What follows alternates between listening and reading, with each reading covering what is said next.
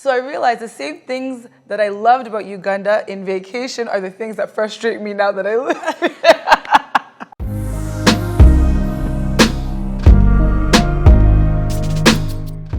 Hello, my tribe. Welcome back to my channel where we're all about value-adding content for you to live an authentic and fulfilled life.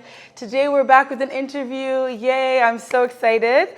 Please introduce yourself for the wonderful people. Yes, I'm so happy to be back with you. Thank you. This is absolutely great. My name is Margaret Ann Mazi Wampamba. These days, I'm known as Princess Mazi Wampamba. Yes. So I'm so glad to be back on our program. Thank you so much. And I'm very excited because we have a great topic today to discuss. So, just bringing my notes up here. After spending decades abroad and then returning to Uganda, what is the biggest misconception people here have about returnees? Maybe you can get a little bit of your background as well, since it's been some time since you've been on the channel. For me, personally, I left Uganda when I was a bit young. I was young. I went and did my education in England, as you probably know. Yes. And I also did my education in France. So that is a very long time to come back and think about what Africa might think about me. And after that, I stayed in Europe and I went to the United States and settled in the United States. So I've been away from Africa for a very long time. Yes. Even though I've been coming down every now and then to visit.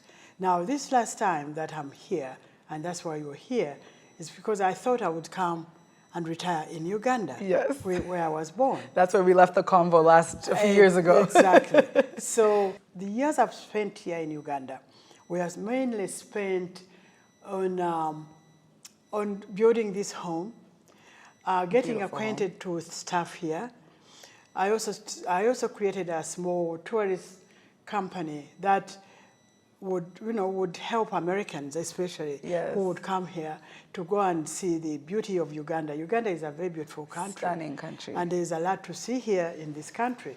So that one I do it as a hobby. It's not like a huge business. Okay. But there's so much I could tell you about what I think about coming back to Uganda and coming back to Africa in general, because I've also taken advantage of traveling all over Africa when I have time. Uganda is a beautiful country. Uganda's got very, very beautiful weather. It has nice food, organic food. So good. It is so green all year round. But Uganda also has some mishaps. Yes, it does. We can't say that everything is all fantastic. Yes, at all. But now, everybody experiences these things in different ways. When you have been living abroad for so long, like I have, you tend to think that you are going to find fantastic roads. You are going to find a metro being a subway or being a train, as they call them. Yes.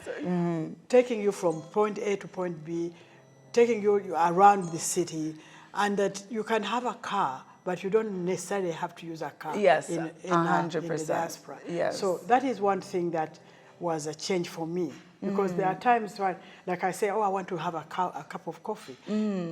And I have now to get my driver to go drive somewhere miles. far. Yes, so it's a little bit too different. And then there's, some of the services are not really up to par. And they are working hard, I know, to get everything in place. But some areas, like where I live now, I live in a sort of a village. The water system is not the best. Yeah, electricity is not the best. And in the United States, people can't go without electricity for more than a week. I don't even think you could go that long. I don't think you could, I don't think the government would survive if people were going like that. No. So it is a little bit different for me, and it is very difficult to complain because people have really put up with it for a long time, and so they know how to deal with it. But when you come from abroad, you don't know how to deal with these things. No.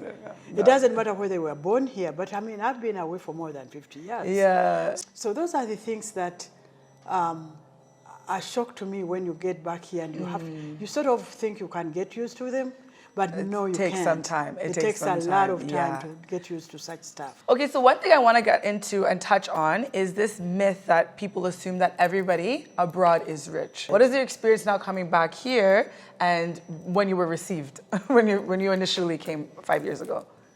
Well, you come back here and everybody thinks, yes, you are right. They think you are so rich because you came from the United States or Europe or wherever you came from. you could even have come from Asia. Yes. And they think you are so rich because, Now, basically, yes, you are rich. Yeah, because your money comparison is different and your money brings in more money for Yes, you of course, as you of exchange course, it. of course. But that doesn't mean that you are rich for other people. Yes. You are rich for yourself, so that you can get everything you need while you are here. Yes. But people, I'll give you an example. When you come back from anywhere in Europe or United States or Canada, you are not going to be able to go to Nakasero market and just buy bananas and vegetables and eat those. You are used to things like sandwiches, and you are used to cheese. So many different palates and different cuisines because you're exposed to different people. Yeah, you are different. Yeah, you are exposed to different things. So you miss them. So when you find a supermarket that has those, you buy them, and guess what? They are imported. Yeah. So therefore, they are expensive. Yeah, they're way so more pricey. So you need your money. You need your money to live. That little life that you used to live, supplement it with whatever. That's so true. Yeah. So that's a big one. And I think one thing I noticed as well is, okay, I don't know about America because you guys have a bit better cost of living, but Canada's cost of living is high. It is quite high. And from when I've left 6 years ago, everyone has said it's gotten worse. Really? Yeah, the cost of living. So you make more income-wise, but now your day-to-day life there, maybe 70% of what you're making is going to paying your things. Yes. Your life there. Yes. So this assumption that now when you've come here, you've come to holiday, you've come to, relax in Uganda, and everyone just assumes now you have money for everything and everyone else. You're like, it is for you. Yes. Your family and the things you need to take care of. Yeah. Right. You are quite right. And the thing is also I think there's a concept here that when you are in North America or Europe, and you start, you help your family. People do that. They send maybe $1,000 yes, or remittances, $500, but they don't realize that those people really sacrifice because to send them that money because they have to. Everything you do in those countries costs you money. Yes. Everything. Yeah, everything. So one month you say, "Oh, I must send my people, $500." But then you don't pay some bills. Yeah. That's what some people do. Yeah, some people do that. But here they take it for granted that you are rich. Yeah, that you just have it all. And now being rich here is so beautiful because you own your car. You have to own your home. Yes. You don't have mortgages and car loans and everything. They're there, but it's not as accessible. Yeah. Right. But, it's different. Yes, it is. What most people don't realize. I was very lucky. I left this country when I was much younger. And went to Europe. And so my European culture is engraved in me. Yes. And then I went to America, and then it was easy for me to adjust because I was 100%. In Europe. Yeah. But people leave Africa, people leave Uganda, and they go to the United States or Canada or I don't know about, because you see, Europeans were the colonizers, so people, it is much easier for them there. Because things are very similar. Oh, that's true. I only learned that when I moved here. I was like, it actually is similar to there. Yes, it is similar to there because everything here is British. I mean, look at this house. True. You put in stuff, and I brought American stuff, and I had to change them to British. But anyway, going back to the culture thing, they don't realize that when you go to North America, including Canada and the United States especially, you really have to assimilate yourself in that culture to be able to be successful. Yes. Because if you don't assimilate yourself, you will never be able to survive in the United States or Canada. It's because true. It starts with the language. You have to speak like them a little bit. Yes. And also you have to do things like them. Yes, that's to be able to. But I found that also in England, and in England it is the same actually. Oh, okay. Because I grew up in England and you almost had to you had to adapt the English accent. Oh yes. So that you fit. Yes. Fit in. And for people to understand you and yes. And also the English people it is a class system. So if the way you speak defines your class. Oh, interesting. Yes, I didn't know that. Yes, it defines your class. Okay. So it's up anyway. But United States is hard. Are we talking about the culture as compared to the African culture, or is it I think also, well, that, and I think also in terms of like, well, my question mainly was about like debt itself, like now for the finances behind it. And like how, for example, here, everybody, it's a cash economy. Cash is king. Like, Yes, it's cash economy. yeah, cash is king, whereas there, everything runs on credit. Right. And it's so different. So I think there's good and bad, I guess. There's both perspectives of a credit system gets you to move further. Like you're Right. able to Yes. grow a bit larger and Right, faster. right. Whereas here we don't necessarily have that, so you need to save as much as you can to Right, be able to right. grow what you can. Yes. And that may not happen as quickly. But then when you do grow here, you grow so quickly. Yes. Yeah. Yes. Yeah. Yes. Yeah. So in America, and I'm pretty sure it is the same. Well, North America, you are quite right. We live on credit, but then Africans don't know how to translate that credit. They think that we are living on credit, and therefore we are all there, in this fear that, my good God. I mean, we are not in fear. Credit means that you are valuable. Yes. And credit means that you have buying power.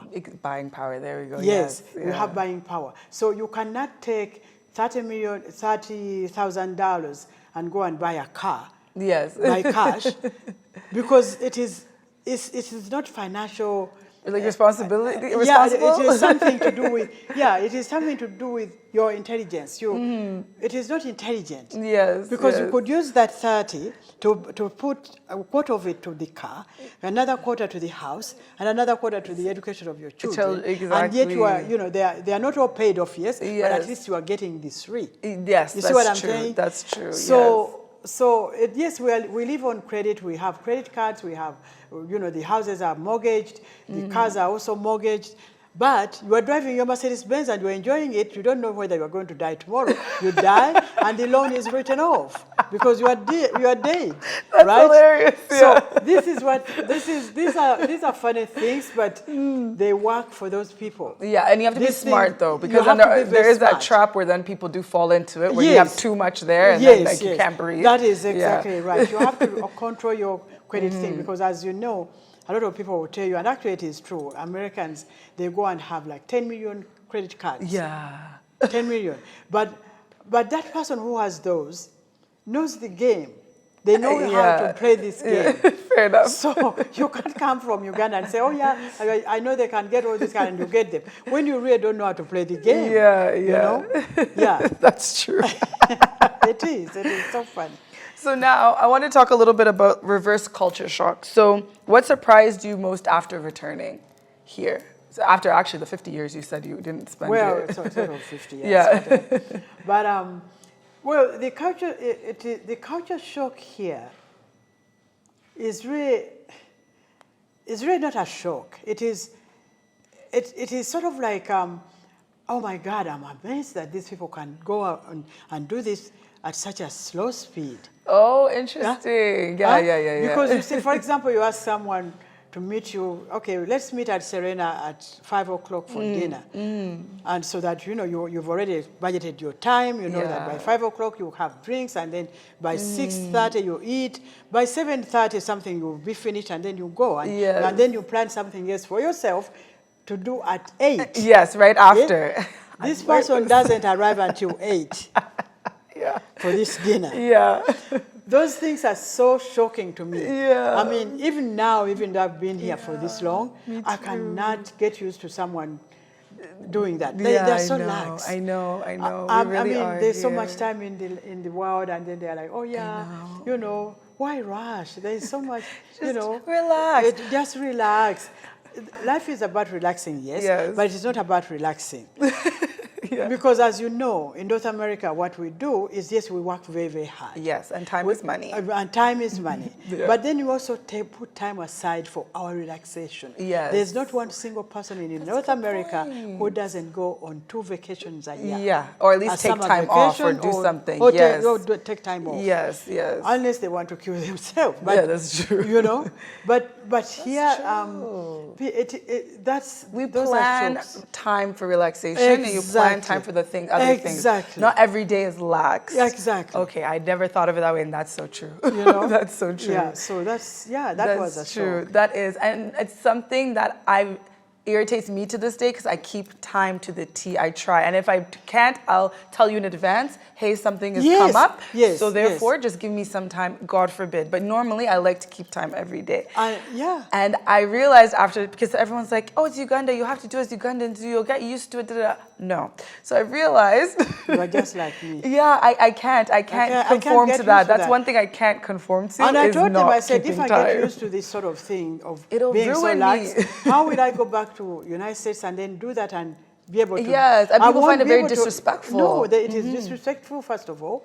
It wastes time, it wastes the other people's time. Exactly. And nobody takes you serious. Exactly. And I You know? want to be taken seriously. Yes, yes, exactly. yes. But when you explain it usually to people, they're just relax, don't take it so seriously.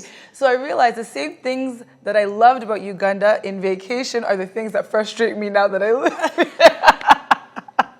Because when you come just momentarily, like, oh, good, everything's so carefree, everyone's so relaxed. Yes. It's nice when you're just vacationing and you're going back. Right. When you live here, oh my God.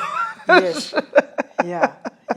That's a good point. Was there anything else that shocked you, I guess? Yeah. Well, about the country or about the people, about Just generally, yeah. generally. Either or. Well, as I was saying, they are not shocks because some of them are just cultural things. Yeah, okay. People do things, the culture they grew up with, and some of it is determined by their own culture. Right. So they have to do what they're doing. And when you come from outside, I shouldn't say that I shouldn't do this, I shouldn't do this when it is part of my culture. Exactly. Yeah. I try my best to do it. Yes. But it doesn't mean that I really think that that's what should be done. Yeah. It's like you're adjusting, but you're aware that it's still not I'm aware of all necessarily. the culture. It is not a shock that I find that I'm in the middle of town and then someone kneels down to greet me. Right, yes. They shouldn't do that because, what I'm thinking is that, okay, that is culture, it is respectful, and so on and so forth. But then there's a time to do it. Right. Yeah, there's a time to do it. And so you have to balance both. Yes, that's true. You have to balance that's both. true. For Yes. A when and where kind of situation. Yes, yeah. sort of thing. That's true. Uganda is not so bad when it comes to knowing what to do. A lot of people are guided by their culture. Yes. People here where I live, I'm from here, Uganda, they are very respectful and there are rules that were instilled in us as children. That's true. And we follow those things as we grow. So you know how to greet people, you know how to say thank you, but then you meet people who didn't grow up like that, and you give them something and they don't say anything. Yes. And so that shocks me. Okay. Talking about shock. Okay. Yeah, I'm expecting everybody to say thank you to someone. Yes. Endlessly say thank you. Yes, that's true. So that's true. Just common manners. Yeah, just common That's manners. actually something I realized too, because I'm Muganda as well, and I didn't know all of these things generally, but they're taught, as a child, as you're saying, even if you do grow up abroad with Ugandan parents like I did. And Canada's also very similar. They're very, thank you, everyone's very manners, everyone's very, So I didn't feel like I had to adjust in that way, but I realized that I'm a very impatient person, just naturally. So now with things like, say in office, there's pleasantries of, hi, how are you? Yes. And I'm like, let's just get to the point. Let's have get a to the 1 hour meeting. You are just like me. I'm like, we just like need me. to move. People, the other thing that shocked me, and I think your viewers are going to say, my God, this woman is crazy.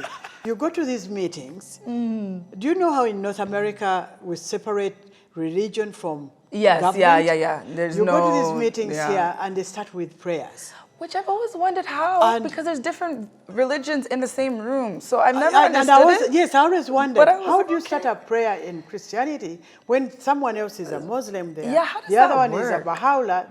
So, you didn't, you see, that shocked me. I'm going to say the same as well, and I That still don't know shocked the me. entity, because to me, I'm like, how does that work? Because how do you respect now? Are we also now going to do a prayer in exactly. in Islam? Like, how does that, I don't know. Yeah, so that shocked me. Yeah. Because, first of all, it brings in a lot of to me, it is Division. a bias. Yeah, it's a We call bias. it hidden bias. So how does the other person feel? That's what I've always Yeah. wondered. And then I just keep quiet with my prayer, me and Jesus. But I'm like, but Yes. now that's not fair. That's not nice. It is okay to pray, but not to pray, There's come out certain with places. That's a good point. That's a great point. And also, I forgot about talking that. about time, those are the things that waste the time. Instead of getting on with what brought you there, you are in prayers. It takes and half then the whatever. time, and Yes. you have 1 hour because you have another Yes, meeting after. yes. So I've started meetings by saying I have another meeting. So at that such and such time, so that people acknowledge you don't have my whole day. Like I have something else. Yes. It's so funny. I had forgotten about the prayer thing, and it happens literally every day. Like pretty much. It happened every meeting. Every meeting. They have to pray. They must think I'm like a heathen or something, because all my meetings I just start. I'm like, okay, everyone knows each other. Okay, let's just begin. Exactly. I mean, I would say if you are new to the meeting, or if everybody is new, you can have a minute for everybody to introduce themselves. And that's good. So that people know who is in the meeting. But this thing of doing the prayer, and then after the prayer, then everybody introduces themselves. Everyone wants to say something about it. Exactly. Yes, and then there's tea in another room, and then you go and get that. And I know. Everyone wants to talk about every single title they have as well. And I'm like, we don't have time. By the time we start this meeting, we'll be halfway through. So the wasting of time is a shock for diasporans. Yeah, it is. Because you are used to going and getting on the point, and then you leave. Because people are not interested in you, really. Yeah, they are interested in what you are bringing to the table. That's true. So that's true. Do you ever still feel like a foreigner at times? A lot of times I feel like a foreigner. Me too. Because there are lots of things that go on that I am not trying to brag or whatever. There are lots of things that I don't understand. And those things that I don't understand are things that are normal here. Yes, They are normal to everybody. Yeah. And me, they are sort of strange. They've become strange because I've stayed away for too long. Makes sense. Yes. Okay, that's fair. That's fair. Yeah. I've always, someone had mentioned a while back to me, like, are you fully Ugandan now? And I was like, I don't think I'll ever be. Like, I'm still Canadian as well. Right. You could see it, you could hear it, you could everything. Right. And I'm proud of that. It's okay. It'll always be a mesh, and I'm fine with it. It is okay. It is okay. If I need to know something that I need to do, for example, when I go to cultural things like a burial, or the introduction, I always ask people what I'm supposed to do when I get there. Because I also I don't know, I don't have a clue, and so on. So they tell me that when you get there, you do this, or you sit there, or you do that, or you don't talk, or you talk, that sort of thing. And then I'm fine. Good. Yeah, me too, actually. And actually like cultural, whatever we have, functions and stuff. Yes. So it's nice. Yes. So now, can you talk a little bit about expectations from family when you came back here? Were there any specific expectations you had to deal with because you had lived away for so long? Or were they pretty understanding and receptive? That one is a little bit complicated because my family is a little bit different. It is different than everybody's everyday family. That's true. And there are lots of families like mine in Uganda. Yes. Where we were born in Kanyanya, my father and mother were there. We were born, unlike you who was born in Canada, we were born here. But then my father shipped all of us to England. Yes. So it is like we grew up in England. We were here. I left here when I was 18. Okay. Yeah. So, but the others didn't live when they were that old. They were younger. Okay. So we all grew up outside of Uganda. And my parents were here. They would come and visit. And my parents, whenever we came to visit, nobody ever sort of forced us to learn this, to learn that, because it was always a short vacation. Oh, true. Okay. Due to time. And then you go back and. So when I came here as a person, as an individual, I didn't know that people were going to expect anything from me because my mind, my whole body, my mind was more American or European. And I was just going to carry on as an American. And I keep saying, people, don't tell me that I'm an American. And they get offended. That is okay. But that is what I know. Yes, yeah. Yeah? Yep, That yeah. is, whatever I'm doing is what I know. Is what I know. And that is what I've been doing for the last so many years. Yes. Yeah, and I'm very lucky because when I grew up in England, I was totally assimilated in the English culture. So when I go back to England, I'm just like an English woman. Yes. Oh, I love that. You know, I everything. I know the culture. I know the. Now I know how you should look. I know how you should sit. Like you fully understand. Yes, because the English people are very, very, very, very strict with their culture. And you said it was more similar, like here with them because of obviously colonization. Right. So it was a soft landing, essentially. Yeah, it was a soft landing. That's nice. So, but when I came here, and then people come to you, and then they come and visit you once because they know now you've come, and then when they go back now that they have visited you once, then they start calling you for, I'm going to hospital and I don't have any money. I want to come and visit you, but I don't have money for transport. Someone died, and we need to collect money for this. Then there's a wedding, something, and then those things were quite a shock to me. Were you okay? It is one of when I was to list show. Yes, that was one of them. Yeah, that's fair.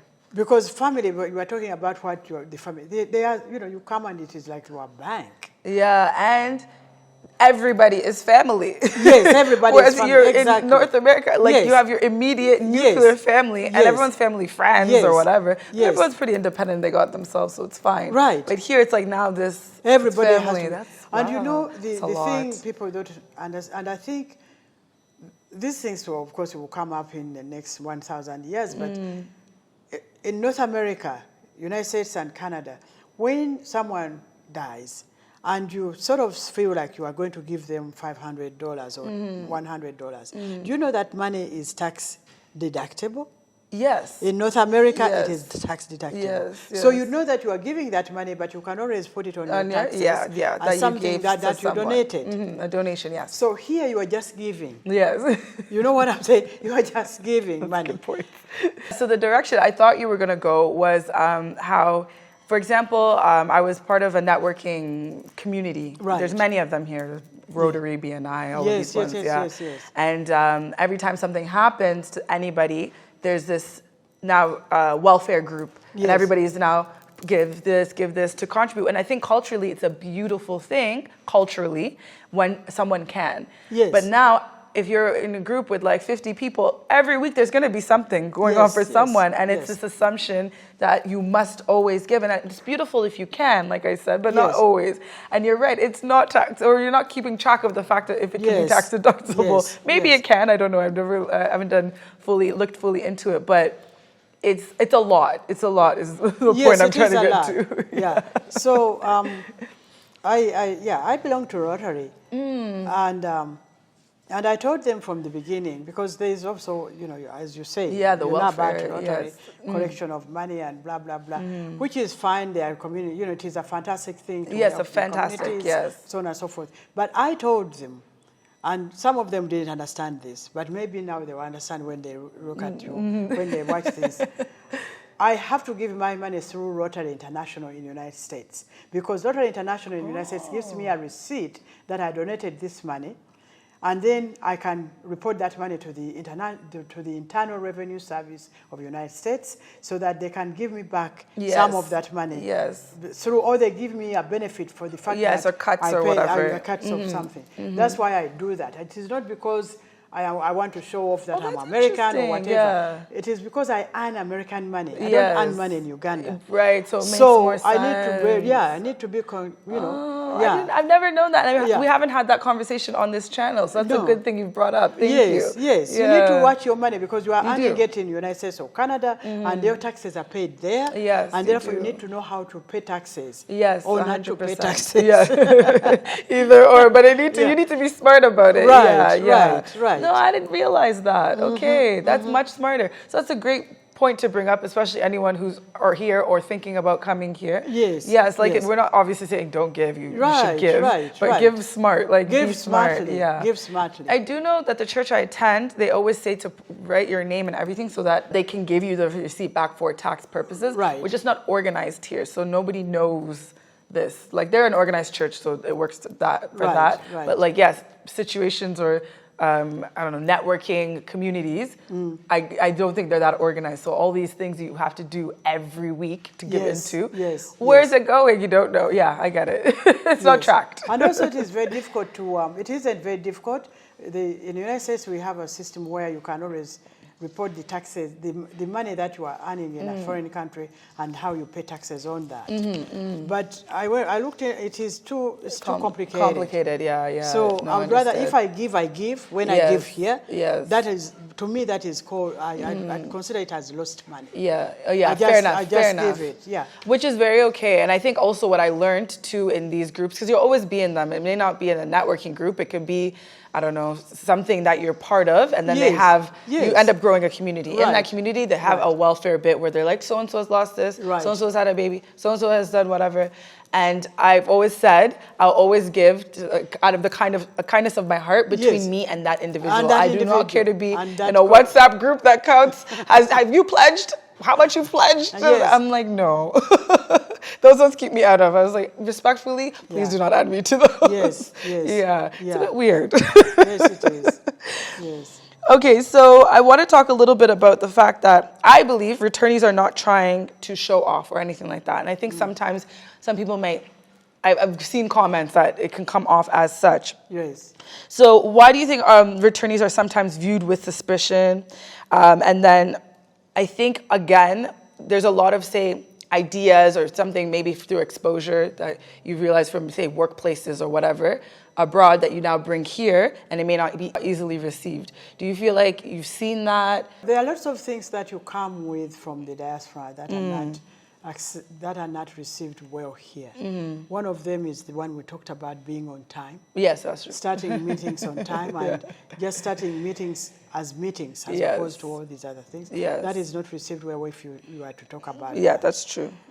Not giving is not received well because they don't understand your repercussions as a diasporan. Now, we have to understand that diasporans are not all the same. Yeah, at all. We have, I suppose we might have 3 categories of diasporans. There's a diasporan like you who was born in Canada or in North America or in Europe, and you're basically not a Ugandan, but you are Ugandan by descent. Birth. Descent. By descent. Yes, by descent. Yeah. You are not by birth. Yeah, by not descent. by just birth. Yes. And therefore, you love Uganda. And Yes. you say, and there are lots of them. I have also all sorts of nieces and nephews that want to come back here, and they do. Yes. And they do exactly what you're doing. They get work, and they work here, and they're so different because they are basically not Ugandan. Yeah, 100%. You are not, like I said, I'm Canadian. And so you can't expect them to start now picking up this culture that they never immediately. Yes. 100%. That is one category. Then there's another category of people who go abroad to just find jobs. We have a lot of those in the United States who just come and they do any job. Right, you just want to work at money. Yeah, and most of them don't have work permits. Most of them don't. Yeah, they don't get work permits in Uganda to go to work in the United States. No, they come as visitors and then they go and get a job. It's okay. They can go as long as the United States doesn't check them out. Right. It's fine. They can go and that category is also there. That's true. Now that category works for their money. They send all their money here. They build houses, and maybe they look after their families and so on and so forth because they don't have an investment in United States. Right. So that is that one. Then there's another category of people who come as students. They come back here, they go there to school, then they come back, and they immediately fit into the culture because they know they didn't go to the United States to stay. Yes. Then there's this category that I fall in. Where I was living in Europe and I went to the United States, and then I got to the United States, I became an American. Yes. I worked for the United States government, which is a big deal for a foreigner. Very big. And then I said, I went all over the place in the United States. I went to Florida. I even came to Ottawa, Canada, to see if I could retire in Ottawa. I love that. Because there's something I like about Ottawa. It's slower, organized. Yes. My sister went to school there. And the government is right there. Yes. Yeah, they're right there. So I went and checked everywhere. So I said, let me see Uganda. I had never, ever thought of coming to Uganda to retire. That's so funny. Never. Yeah. And not only that, because every time I came here, there were problems. There they were still going through Yeah, lots yeah, of yeah, yeah, problems. yeah, of course, yeah. Yeah, and I said no. So my last thinking was that I was going to retire in south of France. Oh yes, I remember you telling me this, and I Yes. thought, I was like, wow. Because even now, I love the south of France. It is very, very expensive. Okay. But it is Makes very, sense, very yeah. livable if you have the money. Right. And if you can do the immigration thing. It is very, very complicated. Yeah, that's what I've heard. Very, very, very complicated. That's what I've heard, yeah. To migrate into France as a normal person. The other ones who are just walking in, those Yes, are different. yes. For me, when I came here, because I was working for the civil service, I was a civil servant, and I came here and I would see all sorts of things going on, and I'm like, wow, how does that work? How can they do that? There were all sorts of things that I wanted. I wish I could go and advise somebody that, there's an easier way of doing this without wasting money or without even... Especially but as I a civil couldn't do servant, it. I can imagine. Yes, Yeah. I couldn't do it, and I still can't do it. Yes, yeah. Because people don't like to be told, oh no, you should do it like this instead of this. No. This is a country. Anywhere in the world, let alone. Anywhere in the world. Here. It is a sovereign country. They do their thing the way they do it, and they love it that way. So that's fine. Yes, that's fine. Yes. But mine was so different because first of all, the first 2 years I was here, I wasn't supposed to be involved in anything. Okay. In this country. Okay.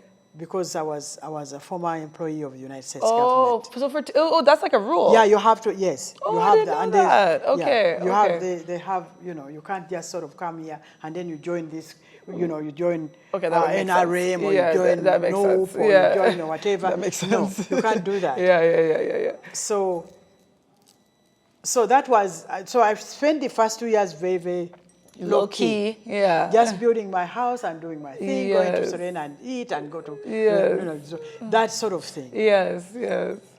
So by the time I finished those years, I was sort of like not interested anymore because I'm like, what can I do? That's fair. What can I do? Nothing. Yeah. So that was that. That is, it is very difficult, but I continued, regardless of all that. I continued to I tried to find out a way I can bring my experience from US especially to working here. for Yes, and the way, how can I tell these people, how can I help them? For example, as you know, I was working for the last job I did was National Science Foundation, and we were funding scientific research. Yes, I remember and you I know the universities all over Africa, they need funding. Yes.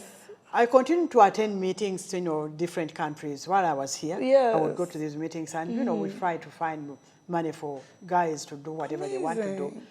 But I also wanted to do more for Makerere University or for schools here. Right. But it isn't that easy. Oh, and I always thought maybe there would be an easier segue, not easy, but somehow because of your former... That's what I thought. Worked before. Because I know exactly what they need to do to get the money that they need for their research. Right, because exactly. I was and you have the doing networks, the connections to be able to do that from there. But it is not that easy. Oh, wow. So I said, you know what, instead of getting all frustrated and doing all this, I just live my life and enjoy the sunshine and the organic food. Which is so sad because that's such valuable knowledge to tap into. And then when you are gone, I know.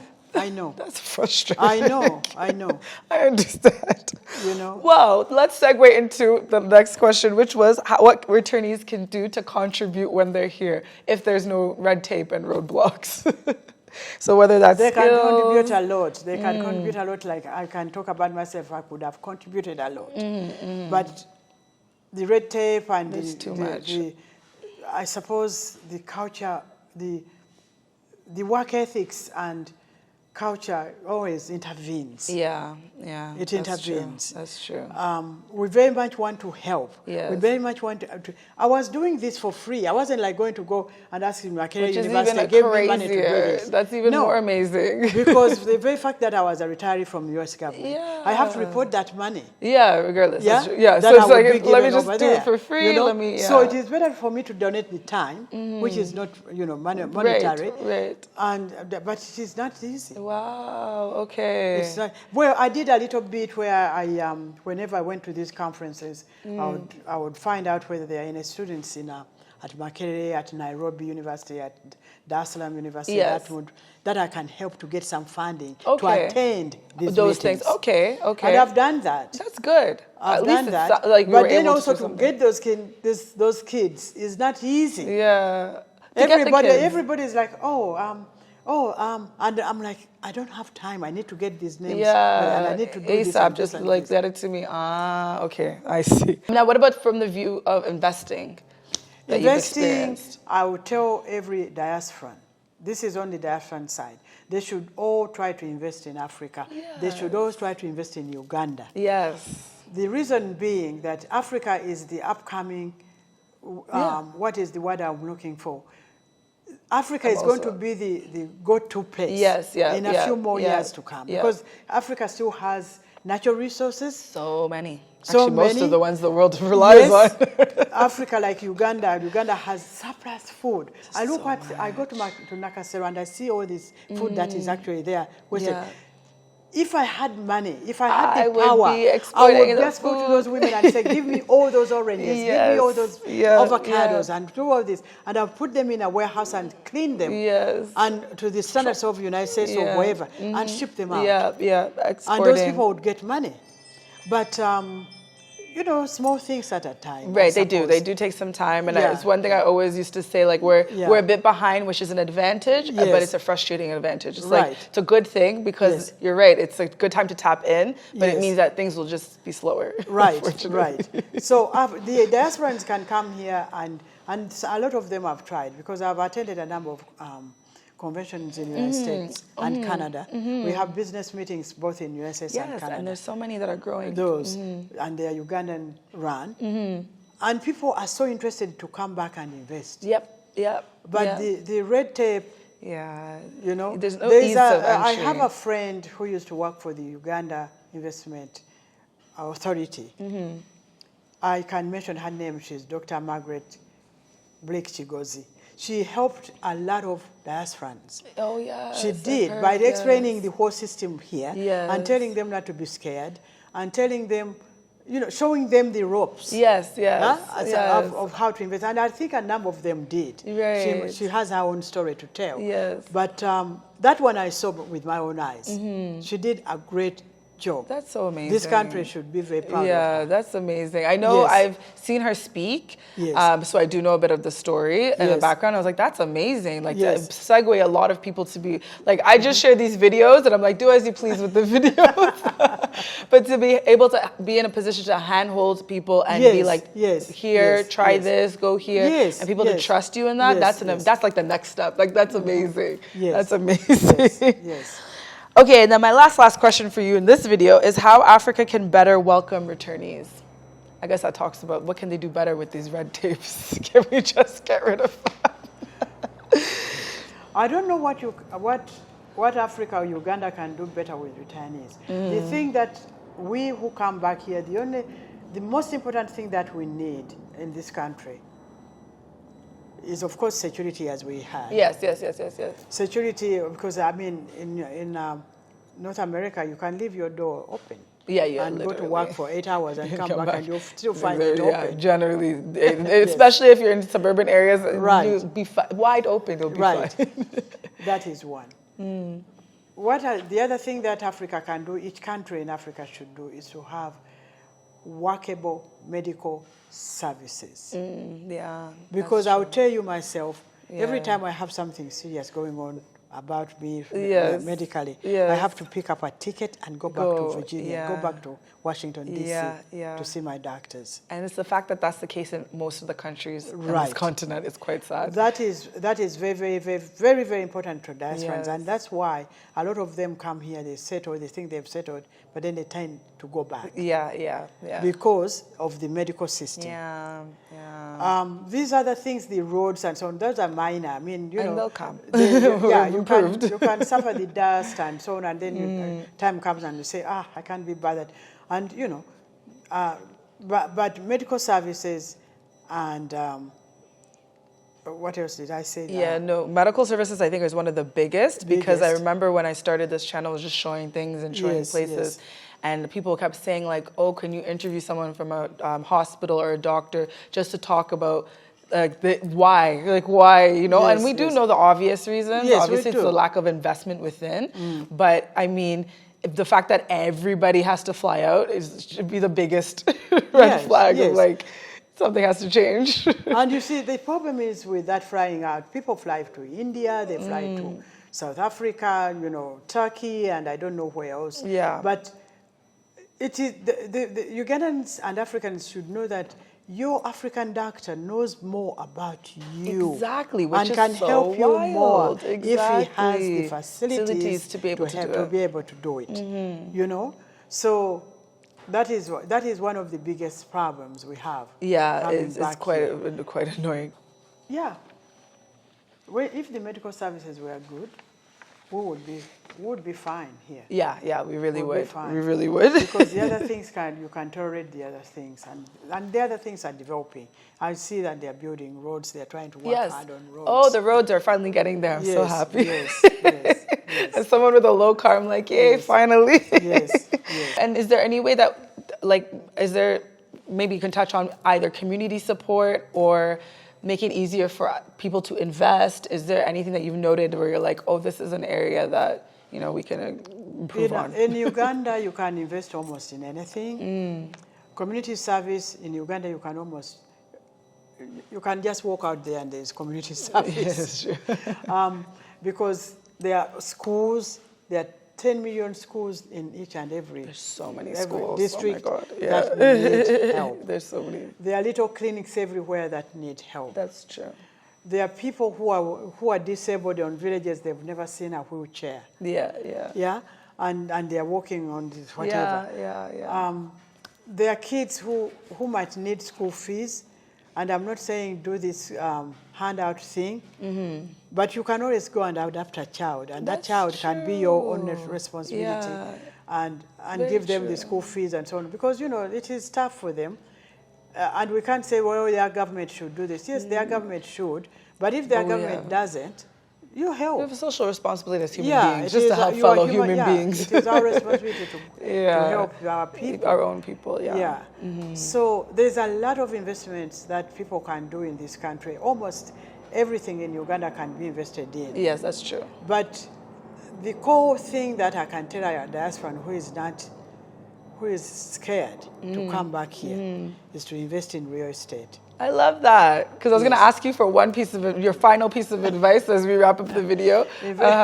So real estate. Invest in real estate because you don't have to be here to manage your real estate. There are companies that can manage. Yes, now there are, thankfully. And you can build it, but you have to come and be there, supervise. Yeah, you need to building. see. There are issues involved with leaving stuff to so and so to do. Yes. So you do your thing. Once it is finished, if you are lucky, you find a good management company. Yes. They manage it for you. But if you are also very lucky and you have a niece, a cousin, a person who is really trustworthy. Yes, that is the cheapest way to do it. That's true. Yes, that's because true. they can come and manage, see what is wrong, and then they can look after the. That's true, because it can take some time. But one thing is for sure: when you find a very good person, they're trustworthy, they're hardworking, and everything. It's like you've hit gold. Like you're like so lucky. You're good. Yeah, that's true. So so real estate is good because you can go back in the United States or Canada and sit on your patio and your money is coming in. Yeah, and you're still good to go. That's true. That's true. Like worldwide, everyone does like real estate. Right. I'm like, yeah. Right. Real estate. Thank you so much for coming on to talk about this topic. I know we have a couple of more to do in the next couple of videos. I'm very excited. I love interviewing, and I know we were supposed to do this like a few years ago, so I'm happy.